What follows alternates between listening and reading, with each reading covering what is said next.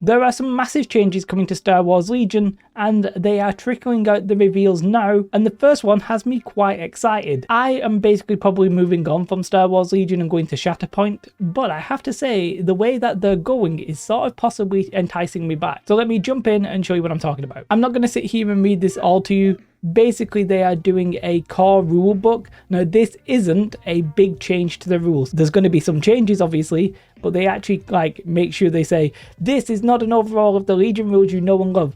And the reason for that is because that's what happened to X-Wing. They're not doing that with Star Wars Legion, okay? What they are doing is basically making a core rulebook, because they talk about how they have the Learn to Play and the Legion Rules reference guide, but it's not really a nice homogenized system for new players learning that, and I agree with that. It's a little bit awkward to get into, so they're going to actually have a proper book that, you know, maybe they'll sell, maybe they won't, maybe it's just a PDF, whatever, but either way, I think that's probably a good decision. And it is launching on the 16th of January, 2023. And this article is the first of many, well, maybe not many, but it's the first of a couple where they talk about some of the rules updates. And the first thing they talk about here is line of sight. Now, again, I'm not actually going to read through all of this, I'm just going to summarize, but basically every miniature that is in a trooper or an emplacement trooper or something like that is going to have a silhouette. I think vehicles are not, but creature troopers like Tauntauns and stuff like that, they are. Now, if I'm honest, my brain cannot figure out what this image is, but maybe I'm just being stupid. Basically, this is the notch-based trooper silhouette. I'm guessing it's to be rotated, right? And just the fact that the image is like that is blowing my mind a little bit. So the notch troopers are going to be a bit bigger, and the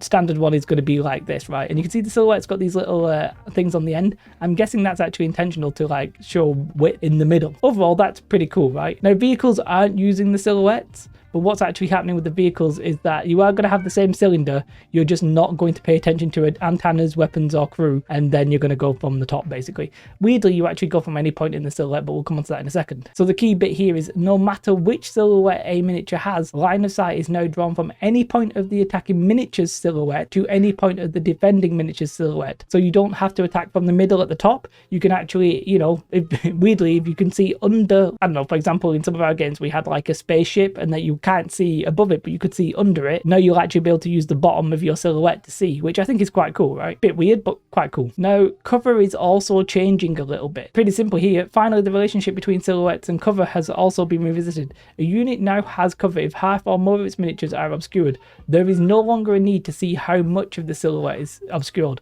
So basically, it doesn't matter if it's just a little bit or it's 50% that's obscured. Now you just see, is it obscured or is it not? Now, what's interesting about that one, the way you determine it is the attacker basically can say, if the attacking player checks the line of sight from any part of the attacking unit leader's silhouette to each miniature in the defending unit. This worries me a little bit. Yes, you still get to ignore the terrain in front of you, but I'm a little bit confused. Can you pick the bottom left part of your silhouette and say it's slightly obscured by a rock, whereas actually most of the unit is visible? I don't know. I don't quite understand the full implications of this yet, but that is what it says. And then it's going to work the same as before, basically. If half the unit is in cover or more, then you'll get that cover. If they're in light and heavy, then if half's in heavy, you get heavy. If not, you're in light. But for me, the one that actually gets me excited out of all of these is this bottom rule. Certain placements of miniatures allowed the sniping of heavy weapons or specific characters from units. Which miniatures in a unit can have wounds allocated to them has changed. Wounds may now be allocated to any miniature in a unit,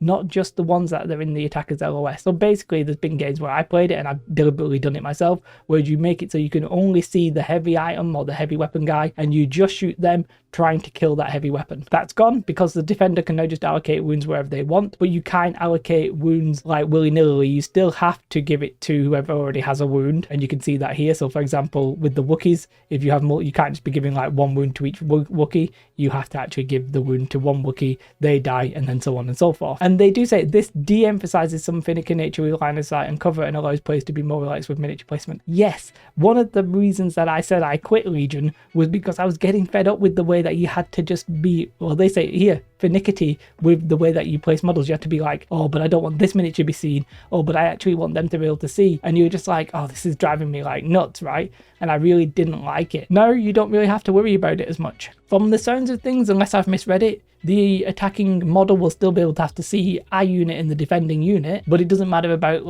the the return of that. If you get shot, you can just sort of like, you know, spread the wounds wherever you want, and of course you're not going to give it to your DLT or whatever. Overall, I'm sure there are some bigger implications there than I properly understand. Either way, I think that's probably heading in the right direction. Legion is like a great game, but in my mind it was a little bit too stressful in the wrong areas, and making sure that you weren't getting sniped and stuff like that for me was like quite a stress, where I'd rather have spent my time actually thinking about the battle and my strategy. I wasn't really doing that because I was thinking about the placement of my models. That for me I think is a great change. Depending what else they do on the Jan 16th, I might be doing Legion for a little while. Maybe I'll come back and do a few casual tournaments. I'm not going to cover the game massively or anything like that. I think I will move on to Shatterpoint, but they're heading in a direction that is getting me interested. You diehard Legion fans out there, do let me know how you feel about this. I'd be very intrigued. What you should definitely do though is have a most beautiful day. Like and subscribe. Goodbye.